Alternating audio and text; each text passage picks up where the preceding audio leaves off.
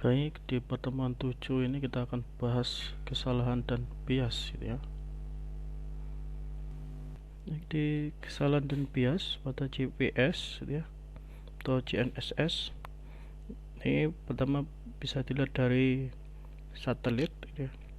Dari satelit itu ada kesalahan orbit atau ephemeris, kesalahan jam satelit, ada selective availability atau SE ya. Kemudian ada dalam perjalanannya sinyal kita dari satelit menuju pengamat gitu ya, atau receiver, itu di dalam data pengamatan ada ambiguitas fase dan ada cycle slip gitu ya. Kemudian di dalam medium yang dilihat lewati sinyal gitu ya, ini ada di medium propagasi itu ada bias ionosfer, ada bias troposfer. Kemudian di dalam lingkungan pengamat gitu ya, atau di tempat lokasi sekitaran pengamat atau receiver atau pengguna gitu ya, itu ada kesalahan misalnya multipath sama imaging. Kemudian di pengamat sendiri atau receivernya itu ada kesalahan jam receiver, ada kesalahan antena, atau kemudian ada daerah receiver atau noise. Nah, berikut ada pengaruh dan kesalahan bias GPS gitu ya. Jadi kalau dilihat ada ketelitian data ya, kesalahan dan bias itu yang mempengaruhi ketelitian data gitu ya, dan juga mempengaruhi kesuksesan resolusi ambiguitas kita, sehingga ketelitian posisi GPS akan berpengaruh. Kemudian dari geometri satelit ini juga akan mempengaruhi ketelitian posisi dan kesalahan dan bias. Dari strategi pengamatan ini akan mempengaruhi ketelitian posisi. Kemudian strategi pengamatan ini juga ada mempengaruhi kesalahan dan bias gitu ya. Dan kesalahan dan bias ini juga akan mempengaruhi strategi pengamatan gitu ya. Dan dari strategi pengolahan data ini akan berpengaruh pada ketelitian posisi GPS, dan dari kesalahan dan bias ini juga akan berpengaruh pada strategi pengolahan.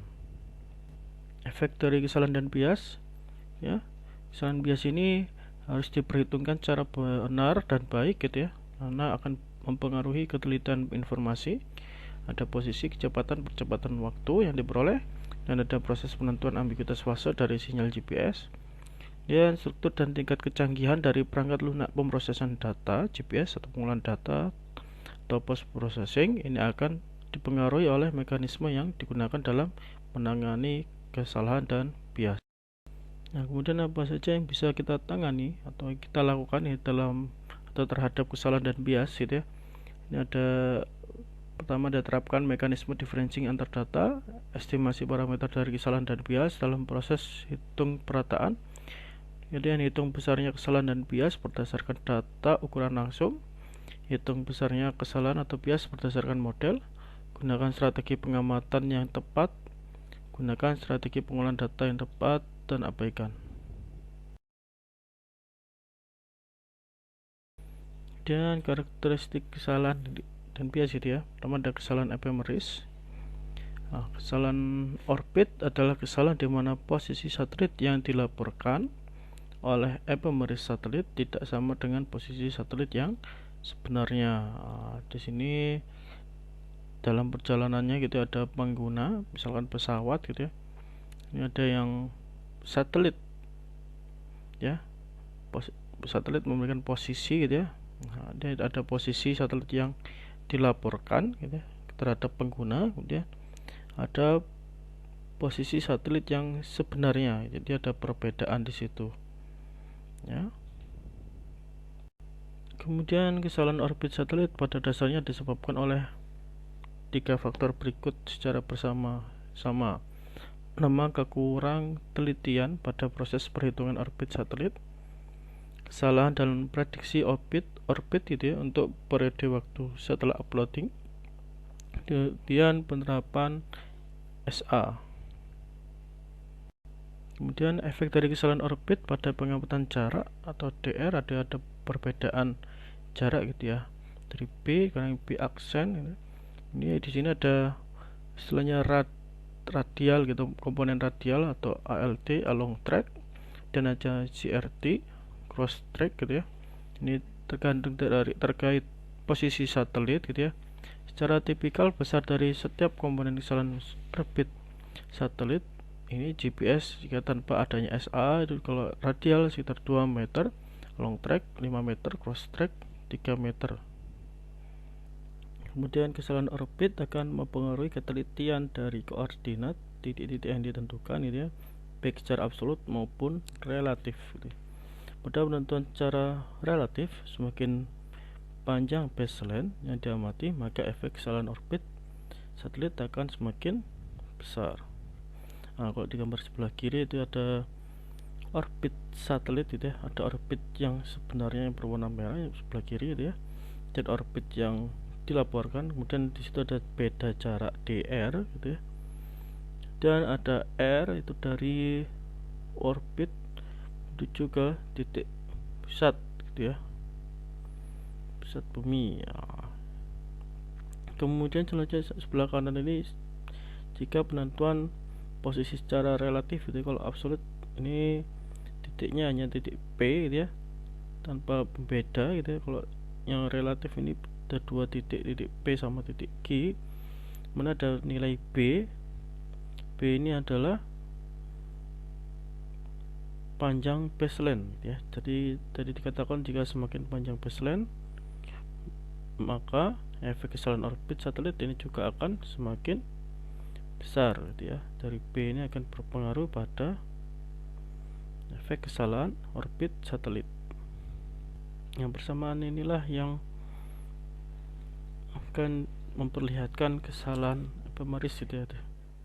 Di sini ada, Anda perhatikan dari dB atau besarnya efek kesalahan orbit pada panjang baseline ini dipengaruhi dari B atau panjang baseline-nya dibagi dengan R, jarak rata-rata pengamat ke satelit sekitar 20.000 kilo, dikali dr atau besarnya kesalahan orbit. Dan jadi kalau panjang baseline-nya semakin besar gitu ya, maka akan berpengaruh pada besarnya efek kesalahan orbit pada panjang satelit gitu ya.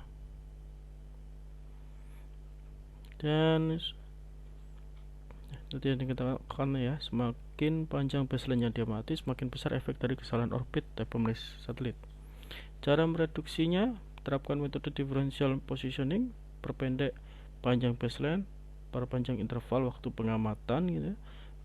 Tentukan parameter kesalahan orbit dalam proses estimasi, gunakan precise ephemeris atau rapid ephemeris. Ini contoh gambaran dalam bentuk grafik gitu ya. Ada panjang baseline dalam kilometer, ada kesalahan baseline atau dB tadi ya dalam sentimeter, mana kalau panjang baseline semakin jauh jaraknya gitu ya, ini juga akan mempengaruhi kesalahan baseline dalam sentimeter, maka dia akan meningkatkan kesalahan baseline dan kesalahan orbit gitu ya. Kemudian ada tingkat ketelitian informasi orbit GPS gitu ya. Tadi dalam mengatasi kesalahan orbit gitu ya, maka kita akan menggunakan beberapa ephemeris yang bisa digunakan. Dan untuk jenis informasi orbit satelit GPS ini ada almanac, broadcast ephemeris, ultra rapid ephemeris, dan precise ephemeris. Dimana kalau Anda perhatikan kesalahannya, kalau almanac masih dalam beberapa kilometer gitu ya, kalau rapid precise gitu ya, dia kurang dari 5 cm. Dan ini ketersediaan datanya kalau almanac secara real time. Nah, dan broadcast real time, ultra rapid sehari 2 kali, rapid harian, dan precise mingguan. Kemudian ini gambaran dari efek SA, selective availability, pada kesalahan orbit gitu ya, dimana kalau sewaktu SA nya on gitu ya, nah ini kalau pengamatan dari berapa jam gitu ya, kalau Anda perhatikan kesalahan radial orbitnya itu sangat jauh sekali gitu ya, sampai 150 meter. Dan pada saat SA nya off gitu ya, Nah ini tidak sampai 50 gitu ya, bahkan 10 gitu ya, tidak sampai 10. Dan kesalahan komponen radial orbit dari satelit PRN-21 dengan SA on ini pada hari 177 tahun 92 dan SA off pada hari 144 tahun 1992. Nah, ini penelitian yang sebelumnya. Kemudian sinyal satelit dari satelit GPS menuju pengamat itu melalui medium gitu ya. Pertama ada ionosfer, sehingga di sini ada terjadi bias ionosfer. Di dalam bias ionosfer ini akan mempengaruhi kecepatan, arah, polarisasi, kekuatan dari sinyal GPS, di mana lapisan ionosfer membentang kira-kira dari ketinggian 50 kilo sampai 1000 kilo di atas permukaan bumi. Ion-ion bebas elektron dalam lapisan ionosfer mempengaruhi propagasi sinyal GPS. Ionosfer akan mempengaruhi kecepatan, arah, polarisasi, dan kekuatan dari sinyal GPS yang melaluinya, dan efek dari ionosfer yang terbesar adalah pada kecepatan sinyal, di mana akan mempengaruhi jarak ukuran. Ionosfer ini memperlambat pseudo range gitu ya, dan mempercepat fase dari sinyal GPS.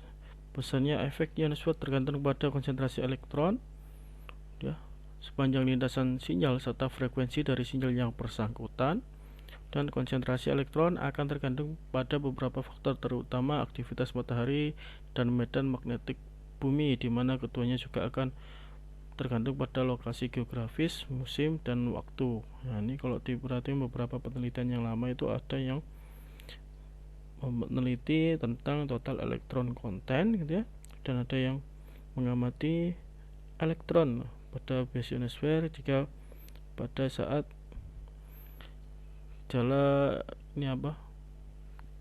gunung Merapi yang sedang erupsi gitu ya. Dan besarnya efek ionosfer orde pertama ini ada rumus persamaan d ion sama dengan 40,28 bagi F kuadrat kali STEC, mana F ini frekuensi sinyal dan STEC selain total elektron konten. Nah, besarnya kesalahan jarak maksimum dalam meter dalam arah vertikal zenit akibat ionosfer adalah sebagai berikut ya, ada kotak dengan frekuensi L1 L2 L1 L2 ya. Efek orde pertama 2 dan 3 ya. Dan untuk menentukan besarnya bias ionosfer pada jarak ukuran besaran di atas harus dikalikan dengan faktor skala yang tergantung pada elevasi satelit atau mapping function. Pada frekuensi sinyal GPS, bias ionosfer pada jarak ukuran bisa lebih dari 150 meter sampai kurang dari 5 meter. Nah, kemudian berikut ada gambaran STEC atau Slant Total Electron Content dengan VTEC atau Vertical Total Electron Content gitu ya. Nah ini kalau Anda lihat di VTEC ini berupa silinder tegak dengan luas penampang 1 meter persegi gitu ya, pada lapisan ionosfer antara 60 kilo sampai 1000 kilo. Kemudian yang STEC berupa silinder miring dengan luas penampang 1 meter persegi. Nah ini jumlah elektron di dalamnya dinamakan STEC gitu ya. Nah, kemudian di sini dari VTEC dan STEC ini ada perbedaan ya, bisa diamati dari sudut zenit gitu ya. Nah, itu sudut zenit, kemudian berikut adalah persamaannya gitu ya dalam perbedaan VTEC dan STEC. Kemudian variasi efek ionosfer ini punya variasi spasial dan juga temporal gitu ya. Variasi spasial dari efek ionosfer umumnya berfrekuensi rendah dan terutama berkait dengan regionisasi dari aktivitas ionosfer. Misalkan region atau daerah ekuator gitu ya, daerah lintang menengah dan daerah auroral ini akan berbeda gitu ya. Dan untuk variasi temporal ini bisa berfrekuensi tinggi atau scintillation, ada menengah atau variasi harian dan musiman, hingga rendah variasi 11 tahunan. Nah ini contoh gambaran dari regionisasi aktivitas ionosfer. Kalau dilihat dari daerah auroral ke atas itu ya, bias ionosfer kecil tapi tidak stabil, dan ada daerah lintang menengah, di mana daerah lintang menengah ini bias ionosfer sedang dan kestabilan sedang, dan ada daerah tropik atau di sini bias ionosfernya besar gitu ya, tapi stabil. Nah, ini contoh bentuk gambaran grafik dari regionisasi aktivitas ionosfer. Ini kalau yang tropik semakin besar gitu ya, auroral rendah gitu ya. Dan ini kestabilannya gitu ya. Dari ada gambar grafik kestabilannya bahwa tropik ini lebih stabil dibanding yang auroral. Nah, kemudian variasi harian dari aktivitas ionosfer ini kita perhatikan TEC. Dalam TEC total elektron konten, jadi bagi di jam gitu ya, pada harian. Secara empirik didapatkan bahwa harga TEC yang terbesar biasanya terjadi pada tengah hari, itu jam 2 siang waktu setempat gitu ya. Dan pada malam hari harga TEC secara umum relatif lebih kecil dibandingkan pada siang hari, sehingga Anda bisa mengatur jadwal pengamatan GPS sesuai dengan fakta empirik tersebut. Selanjutnya ada variasi 11 tahunan dari aktivitas ionosfer gitu ya. Ini tergantung pada aktivitas matahari dalam 11 tahunan. Aktivitas matahari bisa dikarakterisir dengan jumlah sunspot yang nampak pada permukaan matahari. Jadi semakin banyak jumlah sunspotnya, maka semakin tinggi aktivitas matahari, dan sebaliknya. Dari siklus tahunan 11 tahunan ini, sebagai contoh, jumlah sunspot pada tahun 1986 itu minim gitu ya. Kemudian pada tahun 1991 ini banyak gitu ya, untuk jumlah sunspotnya atau maksimum. Nah, jadi kalau Anda lihat bahwa pertimbangan faktor di atas dalam merencanakan strategi pengamatan GPS, berarti kita bisa menetapkan kira-kira tahun berapa yang baik gitu ya, karena akan berpengaruh pada aktivitas ionosfer. Nah, berikut juga gambar atau grafik variasi 11 tahunan dari aktivitas ionosfer dari tahun 1946 sampai 1988 gitu ya. Kalau kita perhatikan, dia akan berbeda gitu ya dalam 11 tahunan jumlah sunspotnya, dan jumlah sunspot yang maksimum dan minimum. Nah, berikut juga sama hasilnya. Ini jumlah sunspot ya, rata-rata dalam bulanan. Kemudian kita bahas ionospheric scintillation adalah variasi temporal berfrekuensi tinggi pada amplitudo dan fase dari sinyal yang disebabkan adanya ketidakteraturan pada lapisan ionosfer. Scintillation umumnya terjadi pada daerah sepanjang garis ekuator geomagnetik bumi, itu meliputi wilayah 30 derajat pada dua sisi dari garis ekuator tersebut, dan umum terjadi di daerah auroral sekitar kutub. Dan scintillation di daerah ekuator umumnya mempunyai efek yang maksimum dalam selang waktu kira-kira 1 jam setelah matahari terbenam sampai tengah malam. Oleh sebab itu, untuk pengamatan yang sangat teliti di daerah ekuator, selang waktu di atas sebaiknya tidak digunakan. Dan efek scintillation kurang berarti dari bulan April sampai Agustus pada daerah bujur Amerika, Afrika, India ya, tapi maksimum di daerah Pasifik. Dan dari bulan September sampai Maret ini situasinya akan terbalik gitu ya. Dan scintillation dapat meningkatkan jumlah cycle slip, juga akan mempersulit proses penentuan ambiguitas fase dari sinyal. Dan jadi ada kesalahan efek ionosfer, jadi bisa kita reduksi gitu ya. Untuk reduksi efek ionosfer, pertama kita bisa menggunakan data GPS dari dua frekuensi L1 L2 gitu ya. Lakukan differencing hasil pengamatan, perpendek panjang baseline, lakukan pengamatan pada pagi atau malam hari, gunakan model prediksi global ionosfer ini untuk yang GPS satu frekuensi seperti model band dan global, dan gunakan parameter koreksi yang dikirimkan oleh sistem WAD GPS gitu ya. Nah, kemudian beberapa metode tadi bisa diterapkan sekaligus secara simultan. Kemudian ada kombinasi linear bebas ionosfer dari pseudo range dan fase. Nah, ini memerlukan data pada dua frekuensi L1 L2 bebas dari efek ionosfer order pertama, dan efek ionosfer yang tersisa umumnya pada level beberapa senti, tapi juga mencapai level 1-2 desi. Level noise dari kombinasi linear ini meningkat sekitar 3 kali dari level noise hasil pengamatan one way. Kombinasi linear ini menghancurkan sifat bilangan bulat atau integer gitu ya dari ambiguitas fase. Dengan kata lain, ambiguitas fase dari sinyal L3 ini bukanlah bilangan bulat. Kemudian pengkombinasian ini tidak merubah magnitud dari kesalahan dan bias yang besarnya tidak tergantung pada frekuensi seperti kesalahan orbit dan bias troposfer. Magnitud dari kesalahan dan bias yang besarnya tidak tergantung pada frekuensi sinyal seperti multipad, bias ionosfer, dan noise akan berubah. Dan medium berikutnya ada troposfer, sehingga di sini ada terjadi bias troposfer dan mempengaruhi kecepatan arah dari sinyal GPS di lapisan troposfer gitu ya. Ini bias ini disebabkan oleh refraksi pada lapisan atmosfer netral yang dinamakan troposfer di permukaan bumi gitu ya. Ketinggiannya 9-16 km yang tebalnya bervariasi dengan tempat dan waktu.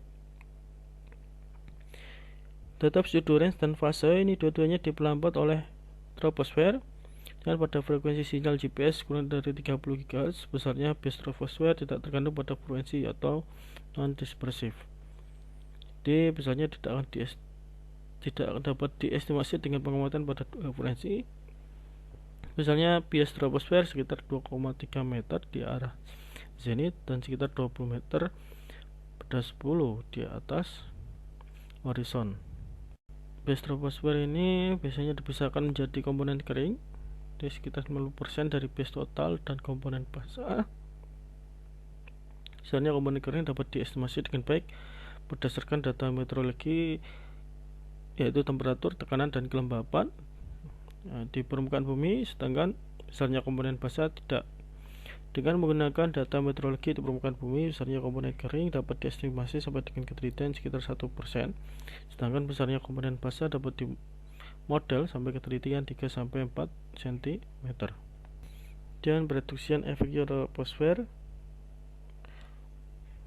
pertama, lakukan diferensi hasil pengamatan, perpendek panjang baseline, usahakan kedua stasiun pengamat berada pada ketinggian serta kondisi meteorologis yang relatif sama, dan gunakan model koreksi standar troposfer seperti model Hopfield, Stamainen, Marini, dan lain-lain. Gunakan model koreksi lokal troposfer, gunakan pengamat water vapor wadiometer (WVR) untuk mengestimasi besarnya komponen basah, dan estimasi besarnya parameter bias troposfer biasanya dalam bentuk zenith scale vector untuk setiap lintasan satelit, dan gunakan parameter koreksi yang dikirimkan oleh WAD GPS. Dan ini beberapa metode ini dapat diterapkan secara simultan. Dan ada multipad gitu ya, mana efek multipad dengan resultan dari L atau sinyal langsung ditambah dengan P atau sinyal pantulan dikurangi L lagi gitu ya. Gambarannya di receiver itu kalau dilihat dari lingkungan itu kan ada berbagai objek yang sifatnya sebagai reflektor ya, seperti gedung, rumah gitu ataupun pohon gitu ya, dan lain sebagainya, objek yang di sekitaran receiver. Bahwa ada dalam jalannya sinyal gitu ya dari satelit menuju receiver, itu ada yang langsung menuju receiver gitu ya, dan ada yang sinyal terpantul terlebih dahulu oleh objek di sekitaran receiver, sehingga ada P istilahnya, sinyal pantulan. Ya, multipad adalah fenomena di mana sinyal dari satelit tiba di antena GPS melalui dua atau lebih lintasan yang berbeda. Perbedaan jarak tempuh menyebabkan sinyal-sinyal tersebut berinterferensi gitu ya, ketika tiba di antena, sehingga akan menyebabkan kesalahan hasil pengamatan. Bidang reflektor ini yang menyebabkan multipad bisa berupa bidang horizon, vertikal, miring, seperti jalan, bangunan, dan gedung, permukaan air, juga kendaraan. Dan tidak ada model umum untuk menentukan besarnya efek dari multipad, dan besarnya efek ini tergantung pada beberapa faktor seperti jenis dan posisi reflektor, posisi relatif satelit, jarak reflektor ke antena, panjang gelombang sinyal, kekuatan sinyal, dan lain-lain. Sinyal dari satelit berelevasi rendah lebih mudah mengalami multipad, dan efek multipad punya signature yang bersifat sinusoidal, ya, ada gambarannya, gambaran gelombangnya secara sinusoidal. Efek multipad pada besi Lorentz lebih besar daripada efeknya pada data fase, dan efek multipad pada satelit tidak terlalu kritikal dan biasanya dapat diabaikan.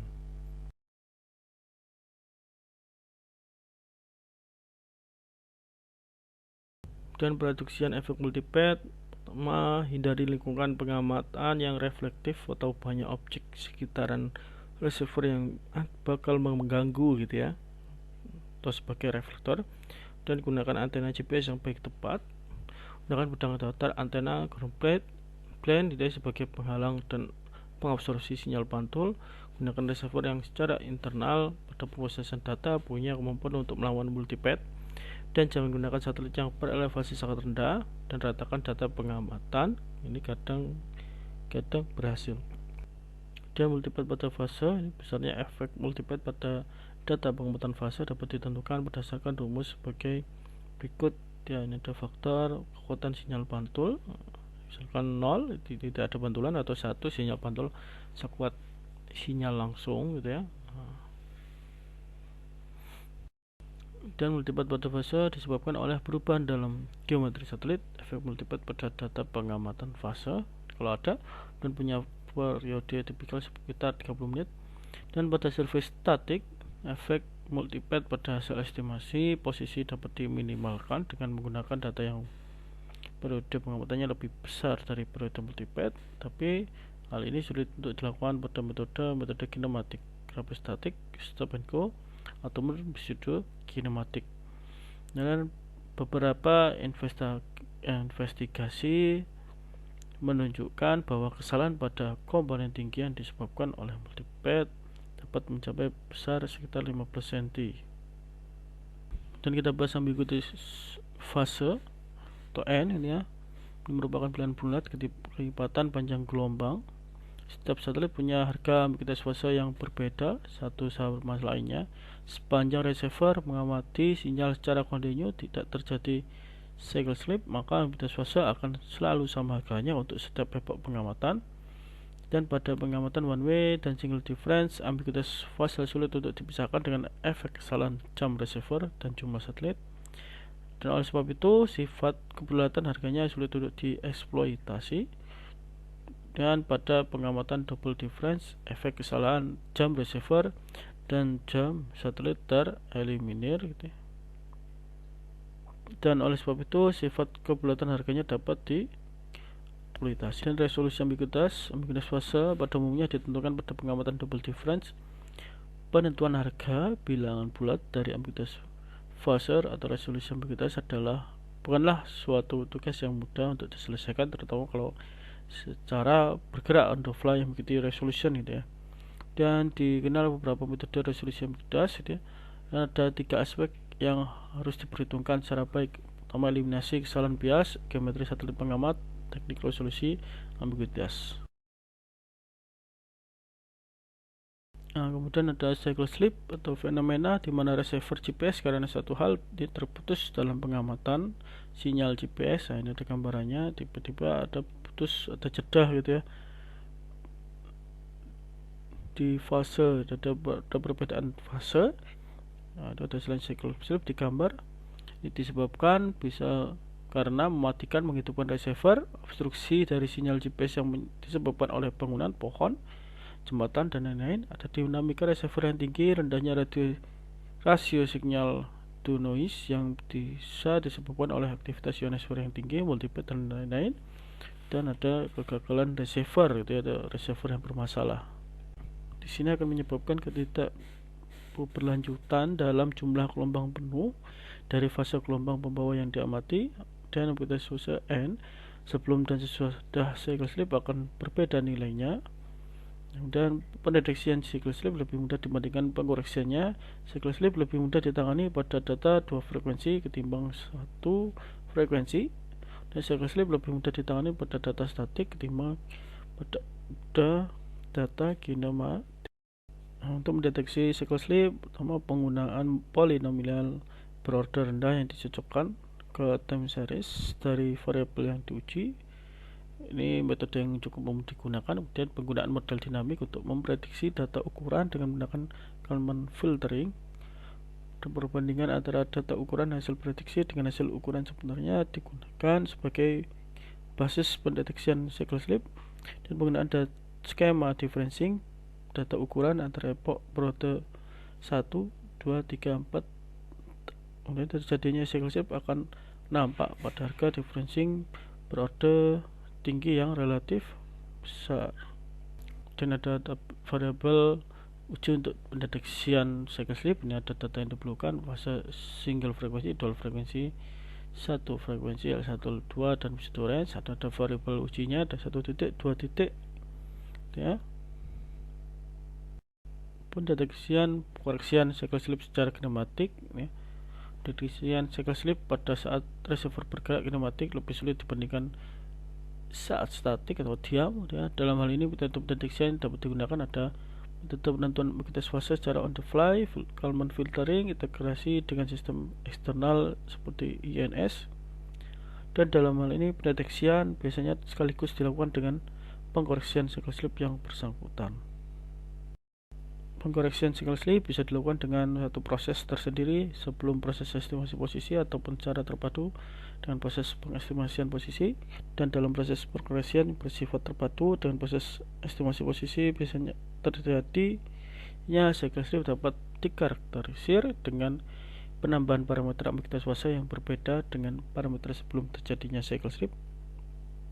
Ini keberhasilan proses pengoreksian cycle sleep sangat tergantung pada level kesalahan dan bias dari data ukuran, geometri satelit, dan kecanggihan dari algoritma yang digunakan. Dan ada istilahnya anti-spoofing. Ini untuk menghindari pengelabuan dari pihak musuh. Dan pihak DoD Amerika Serikat menerapkan kebijakan anti-spoofing. Dan kebijaksanaan ini diterapkan agar pihak musuh tidak dapat mengelabui pihak militer Amerika Serikat dengan mengirimkan kode P yang palsu yang bisa mengakibatkan penggunaan informasi yang salah oleh pihak militer Amerika Serikat yang umumnya memang dilengkapi dengan receiver kode P ya. Dilihat ada kode P ya, ada anti spoofing kan akan berpengaruh sehingga membentuk kode Y gitu ya. Kalau di sini kalau di pihak sipil dia itu tidak bisa mengakses kode Y gitu ya, karena kodenya bersifat rahasia. Dan kalau pihak sipil itu hanya bisa mengakses kode CA. Kode P dienkrip ya dengan jalan mengkombinasikannya dengan kode W yang rahasia hingga menjadi kode Y, dan receiver sipil secara umum tidak dapat mendekrip kode Y sehingga tidak dapat akses kode P, dan hanya receiver dari pihak militer Amerika dan yang diizinkan saja yang punya kemampuan untuk mendekripkan kode Y menjadi kode P. Bijaksanaan AS ini telah diterapkan pada semua satelit Blok 2 sejak 31 Januari 1994, dan untuk dapat mengakses kode P setiap kanal receiver harus dilengkapi dengan AOC gitu ya. SA ini metode yang diaplikasikan oleh DoD Amerika untuk memproteksi ketelitian posisi yang relatif tinggi dari GPS hanya untuk pihak Amerika Serikat dan pihak yang diizinkan. SA diimplementasikan dengan menerapkan secara sengaja memanipulasi data berbasis satelit proses E, dan ada data frekuensi jam satelit atau proses D yang koreksinya hanya diketahui oleh pihak militer Amerika dan pihak-pihak yang diizinkan. Dan SA ketika tidak ada adalah sumber kesalahan terbesar adalah absolute positioning dengan GPS. Efek dari SA dapat direduksi dengan menerapkan teknik differential positioning dengan persentase yang relatif tidak terlalu panjang, dan SA diterapkan pada semua satelit Blok 2 sejak 25 Maret 1990 dan sudah di-off-kan sejak 2 Mei 2000. Nah, ini SA ketika masih ada ini akan memanipulasi data ephemeris satelit atau proses E sehingga kesalahan pada hasil hitungan posisi satelit, dan SA ini akan mempengaruhi manipulasi frekuensi jam satelit proses D gitu ya, sehingga akan menyebabkan kesalahan jarak pseudo range kode CA maupun kode P dan menyebabkan kesalahan data fase, dan SA ini sudah dilakukan sejak 2 Mei tahun 2000. Dan ada kesalahan jam satelit ya. Ini setiap satelit GPS yang beroperasi bahwa beberapa buah jam atau dimana jam atom ini digunakan untuk definisi sistem waktu satelit. Jam atom yang bersangkutan dengan perjalanan waktu akan mengalami penyimpangan dari offset, drift, dan drift rate dari sistem waktu GPS. Dalam pesan navigasi GPS 1, pada subframe 1 diberikan parameter-parameter untuk mengkoreksi penyimpangan jam satelit tersebut, itu A0, A1, A2 yang masing-masing mempresentasikan offset waktu, offset frekuensi, dan frekuensi drift dari jam satelit. Dan untuk kesalahan jam satelit, waktu penunjukan jam satelit dalam sistem waktu GPS atau TGPS didapatkan dari penyimpangan jam satelit dikurangi dengan koreksi penyimpangan jam satelit ya, dan delta TCV atau koreksi penyimpangan jam satelit ini dapat dihitung dari A0 gitu ya, atau offset waktu, offset frekuensi, dan frekuensi drift gitu ya. Dan ada TOC juga gitu. TOC adalah waktu referensi data jam yang juga diberikan dalam subframe 1, dan DT1 adalah komponen koreksi untuk efek relativitas yang dapat dihitung dengan formula DT1 sama dengan 2RV bagi C kuadrat. Nah, R dan V adalah masing-masing vektor posisi dan vektor kecepatan satelit pada waktu yang bersangkutan. Dan kesalahan sistem penerima, ada sumber-sumber kesalahan utamanya gitu ya di receiver. Pertama, ketidakstabilan osilator, bias antar kanal, ada variasi delay fase, dan variasi pusat fase antena, dan draw atau noise dari receiver. Selanjutnya, kesalahan jam receiver. Dalam receiver GPS umumnya dilengkapi dengan jam osilator kristal quartz yang relatif lebih kecil, lebih murah, dan membutuhkan daya yang relatif lebih kecil dibandingkan jam atom yang digunakan di satelit. Untuk melayani beberapa aplikasi khusus, beberapa tipe receiver dilengkapi dengan I/O port untuk koneksi ke osilator eksternal seperti rubidium, cesium, dan bahkan hidrogen maser. Dari segi stabilitas dan ketelitian, jam quartz yang digunakan di receiver memang lebih rendah dibandingkan dengan jam atom yang digunakan oleh satelit. Dan oleh sebab itu dapat diperkirakan bahwa komponen kesalahan pada ukuran jarak satelit yang disebabkan oleh kesalahan jam receiver akan lebih besar daripada yang disebabkan oleh kesalahan jam satelit.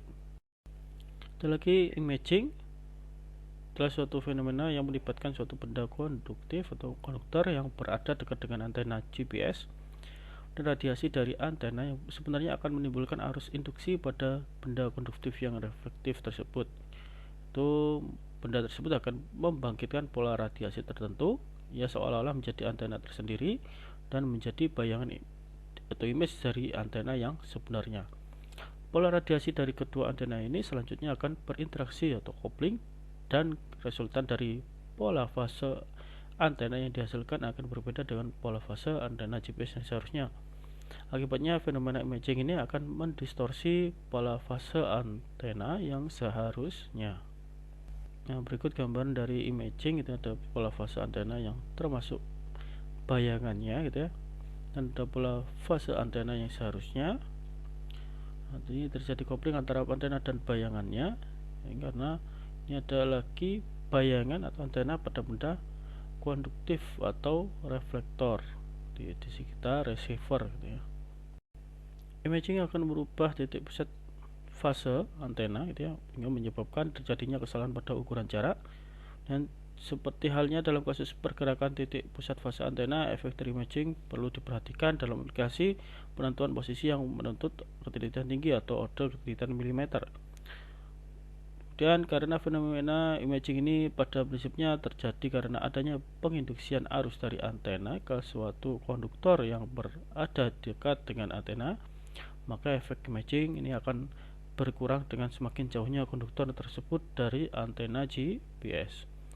Dan meskipun begitu, menurutnya dalam jarak beberapa puluh panjang gelombang untuk GPS L1 19 cm, L2 24,4 cm, efek imaging ini tidak boleh diabaikan dan semua bayangan image antena yang mungkin terjadi harus diperhitungkan. Nah, kemudian untuk kisi-kisi UTS itu dari awal pertemuan pertama gitu ya, ini untuk yang teori ya, UTS teori dari awal pertemuan 1 hingga hari ini yang terakhir, yaitu kesalahan dan bias. Nah, dari UTS teori nanti akan berbeda dengan ada UTS praktikum gitu ya, yang harus diperhatikan. Baik, terima kasih atas perhatian dan telah menyimak dari penjelasan saya. Sekian.